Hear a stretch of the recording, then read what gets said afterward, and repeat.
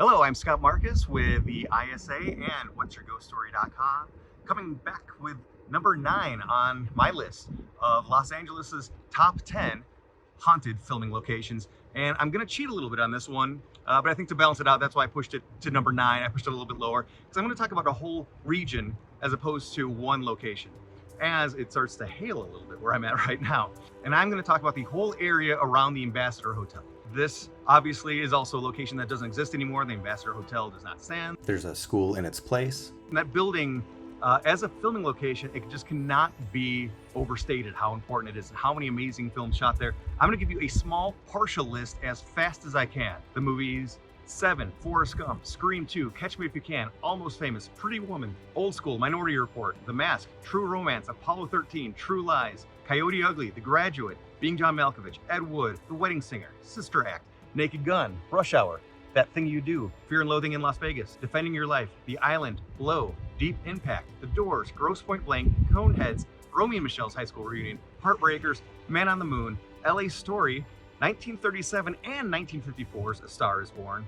And during a time in the 70s, it seemed that every crime or crime fighting show wanted to film there, including Starsky and Hutch, Charlie's Angels, Policewoman, The Bionic Woman, SWAT, Police Story, Barnaby Jones, The Mod Squad, and Dragnet. From my research, the first narrative film that I could see that shot here was a silent film from 1923 called Tips, which is listed as the story of a little bellhop and her adventures in a big hotel, starring Baby Peggy, which, by the way, if you want an interesting Hollywood story, look up Baby Peggy, who was a phenom in the silent era and actually ended up being the last surviving actor from the silent era. She just passed away in 2020 at the age of 101. Turning to the ghost stories, people have talked about phantom voices and cold spots observed. However, the most iconic ghost in this building is definitely a woman seen in a white lace dress. She's been seen for decades looking out of a 4th-story window. People outside looking in will see her. However, members of film crews have seen her in the building all the way up to 2005's Domino, which was one of the last films shot at the Ambassador before it was demolished.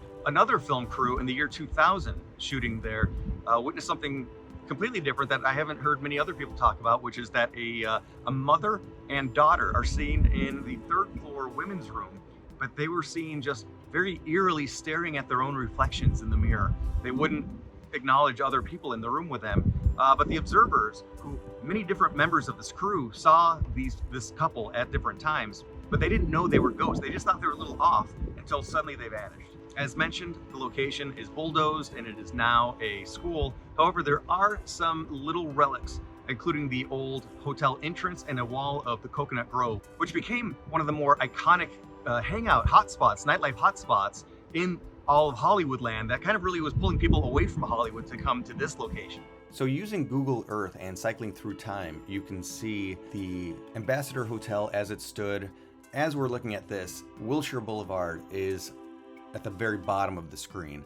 And you can see the Ambassador Hotel in the center with those wings that kind of open towards, looking towards the bottom of the frame, towards Wilshire Boulevard.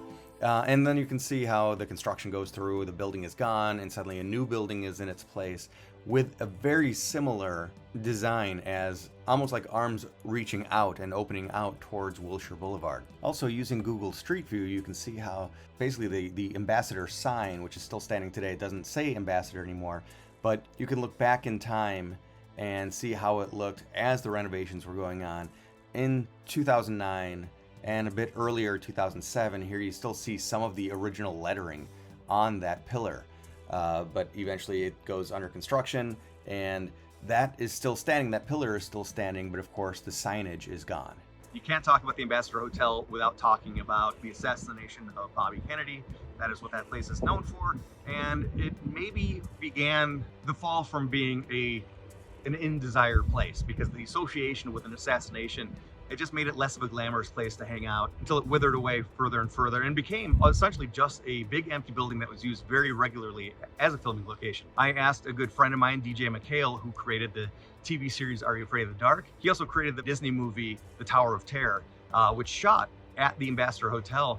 And he talked to a security guard and he checked out the kitchen area where the assassination happened.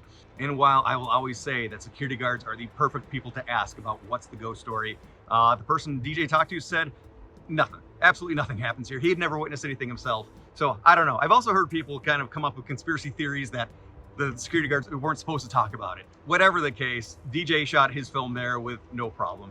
It is interesting to think about the big association with that hotel is the assassination. The kitchen always remained a very calm place as all these different film crews are coming in, all these different investigators or explorers.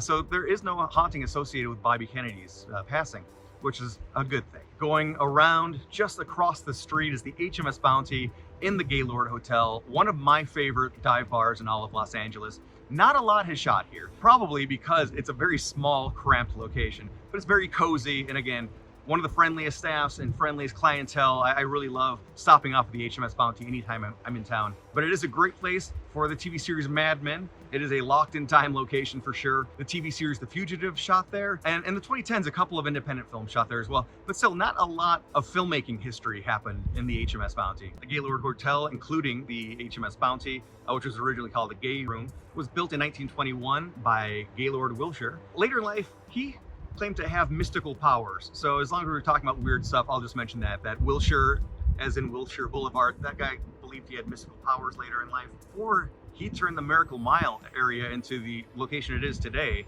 it was actually a dump. Literally, it was LA dump. According to a lot of legend, that was a very popular place to hide murder victims. So that might lead to some of the unrest we know about the area even today. Tenants of this building have complained about strange knocks on their windows and phantom footsteps in empty hallways. Most notably, there's a ghost that haunts the ladies' room, which used to be a salon. So a couple things. I don't know why, but it seems like a lot of bathrooms have ghost stories associated with them. But two, that salon, as I mentioned, the bathroom in the lobby is actually down a flight of stairs in the Gaylord Hotel. Used to be a salon, and that's where Marilyn Monroe got her hair dyed blonde. A little bit of film history right there. Capping off this location is right around the corner, again, across the street from the former site of the Ambassador Hotel, is the Prince. Again, a place I have a soft spot for, is it is such a unique, old, dark, but still cozy and homey kind of a bar. Once again, it was used in the TV series Mad Men.